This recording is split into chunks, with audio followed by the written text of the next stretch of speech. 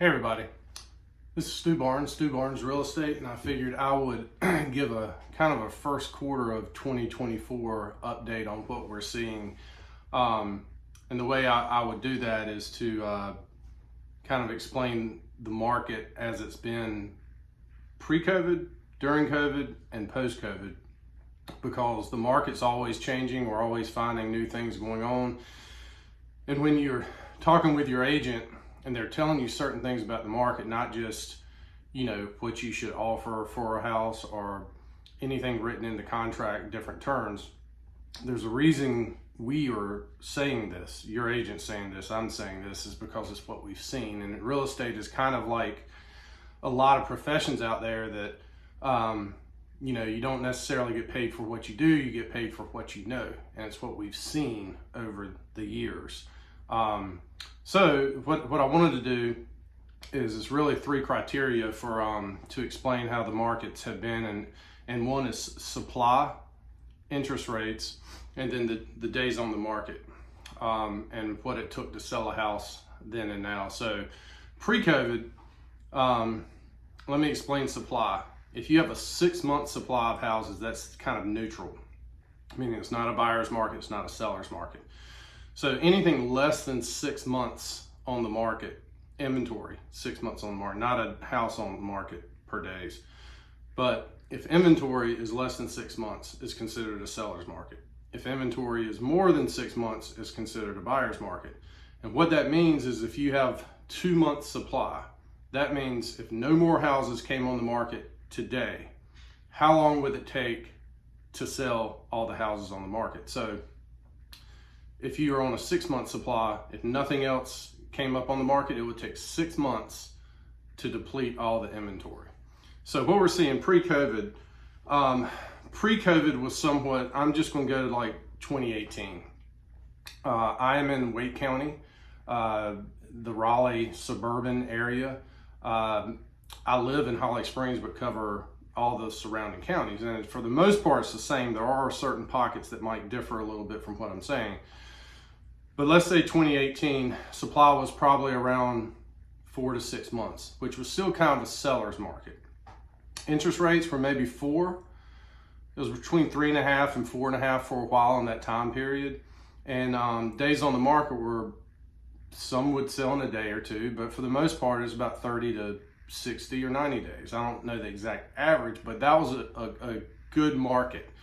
And appreciation rates, how much your house appreciates over a 12-month period, was 3 to 4%, and that's healthy. That's how it should be. So in order to sell a house then, you have to have your house clean, clutter-free, priced correctly. Just kind of like if you're out looking for a house, what would you want to see? So don't put your house on the market if it's not show ready, and that's a whole nother topic. But that was 2018. What happened was in 2020, in March, everybody found out about COVID and it was totally dead. Nobody heard anything for 2 or 3 months. And then probably June of 2020, it just went crazy. People were buying houses, they were paying cash.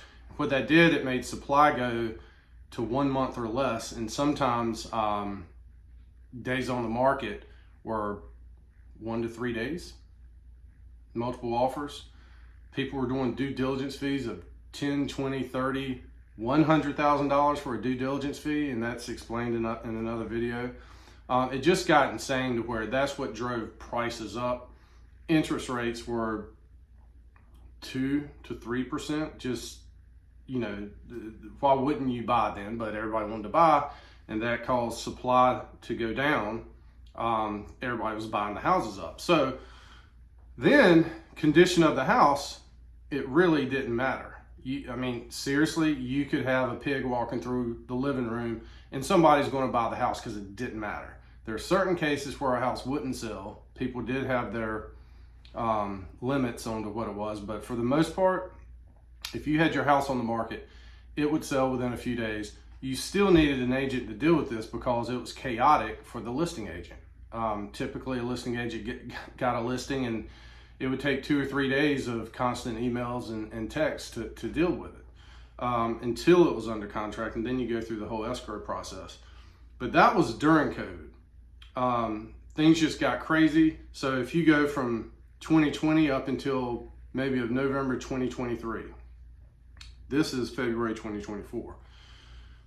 Towards the middle of 2023, rates started creeping up. They hit around 8% at some point. Inventory is still somewhat low. People were not selling their houses. So what we've seen recently is the inventory is still low. It's still technically a seller's market because inventory is maybe about 2 months or so, 2 months supply. Interest rates have come down to about 7.5, and they fluctuate right now, but that's what we're seeing. But the biggest point of this video is right now, in a few months, you're probably going to see inventory pick back up, and interest rates maybe in May might be cut a little bit. They won't be 2%, they won't be 3%, but hopefully they'll be in the 6s, and that's decent. And the appreciation rate, going back to during COVID, appreciation rates were 20-30%, which is just, that's not sustainable. So what we're seeing now is interest rates hopefully are going to be in the mid-6s in the summer of this year, 2024. Inventory will slowly start going up, but the reason inventory is still so low is people aren't selling their house because they probably refinanced or bought at 2% and they don't want to let go of their rate.